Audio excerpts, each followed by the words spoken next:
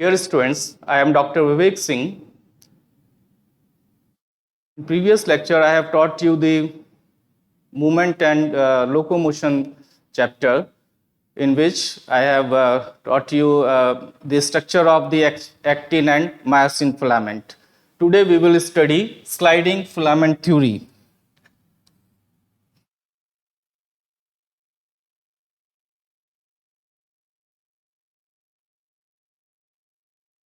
Sliding filament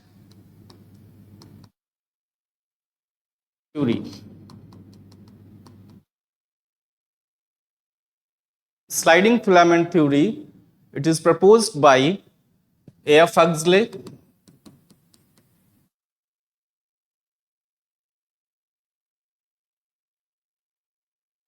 A.F. Huxley, A. Huxley,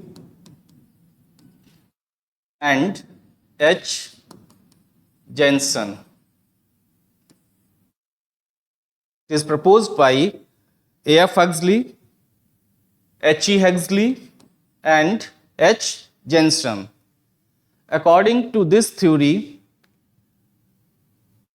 the two Z lines of the sarcomere, as I told you earlier that the distance between the two Z lines is known as sarcomere. For contraction, these two Z lines, they will come nearer to each other. When they will come nearer to each other, जब ये दोनों आप पास आएंगे Z lines, then the overall length of the sarcomere will decrease. और क्या होगा, जो actin filaments के, ये जो आपके एक्टिन फिलामेंट्स हैं, ये स्लाइड करेंगे किसके ऊपर? मायोसिन फिलामेंट्स के ऊपर. इसीलिए नाम रखा गया स्लाइडिंग फिलामेंट थ्योरी. तो एक्टिन और मायोसिन के फिलामेंट्स एक दूसरे के ऊपर स्लाइड करेंगे. अब इसमें क्या होगा? Actin myosin complexes will be form. Actin और मायोसिन के जो है कॉम्प्लेक्स फॉर्म होंगे. एक्टिन का जो एक्टिव साइट्स है, जो एफ एक्टिन पे आपको बताया था 7 एक्टिव साइट्स होते हैं, और मायोसिन का जो हेड है वो क्या करेगा? क्रॉस ब्रिज बनाएगा. अब इसमें पूछा क्या जाता है, स्लाइडिंग फिलामेंट थ्योरी में क्या पूछा जाता है वो आप देख लीजिए कि क्या किसकी लेंथ कम हो रही है, किसकी लेंथ जो है सेम रहती है. तो जब ये दो जेड लाइंस आपस में पास आएंगी तो क्या होगा? सार्कोमियर की लेंथ कम हो रही, जो कि कंट्रेक्टाइल और फंक्शनल यूनिट है. सेकंड क्या है? आपका आई बैंड जो एक्टिन का बना हुआ है, ठीक है, I band reduces in length. सबसे important question, A band remains unchanged. जो ए बैंड है, जो मायोसिन फिलामेंट्स का बना हुआ है, वो अनचेंज्ड रहेगा, उसकी लेंथ में कोई बदलाव नहीं होगा. लेकिन यहां पर आपको बताया था एम, जो आपका ए बैंड है वो एनआइसोट्रॉपिक बैंड है, means unequal distribution of light होता है. डार्क होते हुए भी उसमें एक जोन बताया था आपको, जिसके हमने कहा था एच जोन. ठीक है, जो लाइटर पार्ट है डार्क बैंड में, उसको हमने कहा था एच जोन. उसमें एक लाइन बताई थी आपको, एम लाइन. एम लाइन का काम ये जो मायोसिन फिलामेंट्स हैं इसको अलाइन करके रखना था. अब इसमें क्या है, जो एच जोन है, एच जोन का जो है लेंथ जो है वो कम होगी. ठीक है, H zone decreases in length. ठीक है, थोड़ा सा जो है एच जोन जो है वो कम हो जाएगा. ओवरऑल ए बैंड की लेंथ सेम रहेगी, एच जोन जो है थोड़ा सा कॉन्ट्रैक्ट होगा, साइज जो है उसकी डिक्रीज करेगी.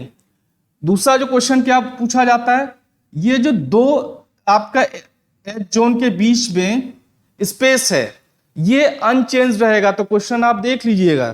ठीक है, क्या पूछा जा रहा है? एच जोन तो डिक्रीज होगा, लेकिन जो दो आपके फिलामेंट्स है मायोसिन फिलामेंट्स, इसके बीच में जो एच स्पेस है इट रिमेन्स अनचेंज्ड. ठीक है.